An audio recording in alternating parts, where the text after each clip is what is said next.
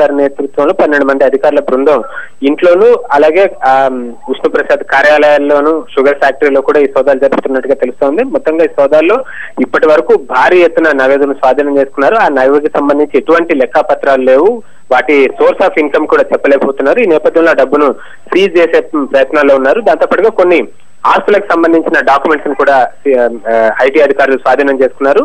ఈ ఆస్తులన్నీ కూడా ఎక్కడి నుంచి ప్రొక్యూర్ చేశారు, వాటి ఆదాయ వివరాలను కూడా వెల్లడించలేకపోతున్నారు. ముందు నుంచి ఈ విష్ణుప్రసాద్ ఆయన నిర్వహిస్తున్న వ్యాపార లావాదేవీలు వాటికి సంబంధించి ఐటీ రిటర్న్స్ లో సరైన లెక్క పత్రాలు చూపకపోవడం వల్లనే ఈ సోదాలు జరుపుతున్నట్టుగా మనకు అర్థమవుతుంది. ఈ సోదాల్లో ఐటీ అధికారులకి అత్యంత కీలకమైన సమాచారం లభించింది. ఆస్తులకు సంబంధించిన డాక్యుమెంట్లు, వాటితో పాటుగా భారీ ఎత్తున నగదు, అంత పెద్ద మొత్తంలో నగదు లభిస్తుందని ఐటీ అధికారులు కూడా ఊహించలేదు. ఈ నేపథ్యంలో ఇప్పుడు స్వాధీనం చేసుకున్న నగదును సీజ్ చేసి కొత్తగా కేసులు కూడా నమోదు చేసేందుకు ఐటీ అధికారులు ప్రయత్నాలు చేస్తున్నారు.